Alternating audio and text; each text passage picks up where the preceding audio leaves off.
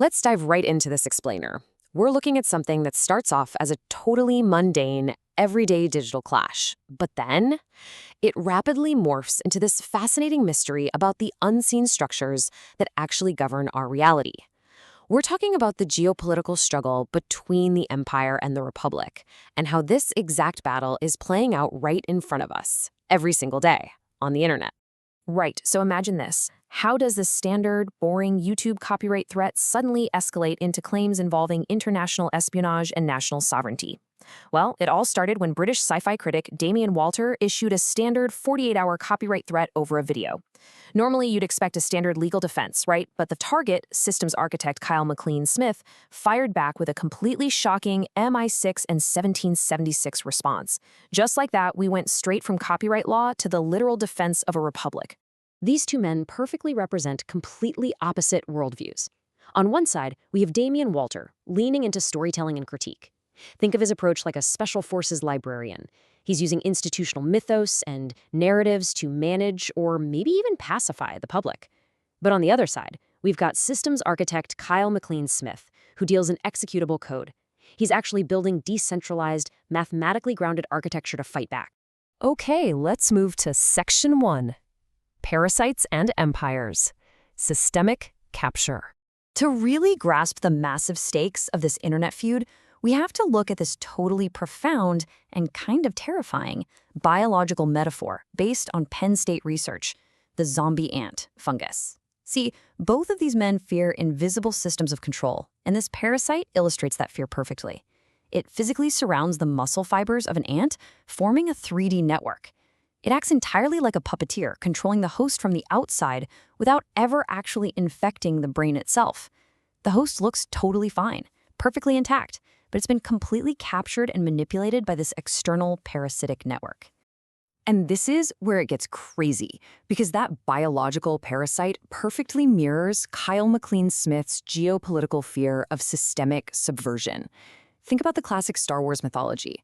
A sovereign republic can be internally hollowed out and completely transformed into an authoritarian empire, all under the guise of an apparent need to defend itself. It's exactly like that zombie ant.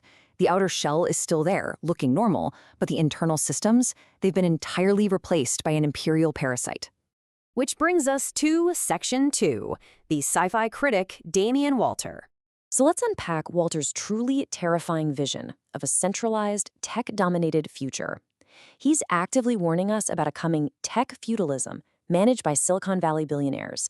And this whole idea is rooted in transhumanism, the belief that humans should use science to literally accelerate our evolution completely out of our biological bodies. Walter highlights this massive paradox here, specifically pointing to Peter Thiel. Thiel is a guy who openly fears a totalitarian state, right?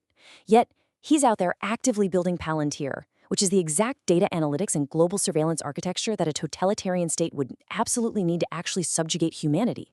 For Walter, science fiction is absolutely not just escapism. It is a modern mythology actively pushing us toward these gamified realities.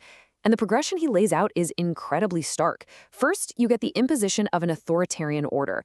Next, you have AI regulating human work output. And finally, it culminates in real-world social credit systems. He's warning us that these deep layers of surveillance and algorithmic control will essentially completely stifle human freedom. Let's shift gears to Section 3, the systems architect, Kyle McLean Smith. So how exactly does Kyle McLean Smith respond to this exact same technological nightmare? Not with stories, but with hard, undeniable engineering. He actually holds a US patent for a hierarchical script database known as SeedTreeDB. Now, instead of your traditional static database, his architecture models what's called reproducing automata. In this setup, the nodes contain both the passive data, think of those as the nouns, and the executable script, the verbs, needed to interact with it entirely autonomously. It is structurally designed from the ground up to outmaneuver centralized power. And what's fascinating is how Smith grounds these decentralized systems in pure mathematics. He uses tools like integer sequence A328604. It's a non-halting irrational constant, which basically allows him to create scale symmetry for non-terminating growth. Okay, what does that mean in plain English? It literally means his architecture can scale endlessly. It never hits a static loop, so it can never be paused, and more importantly, it can never be captured by a single centralized authority. That takes us to Section 4, engineering legal abundance through defensive acceleration. Let's tie this heavy mathematical architecture right back to that initial YouTube copyright spat we talked about.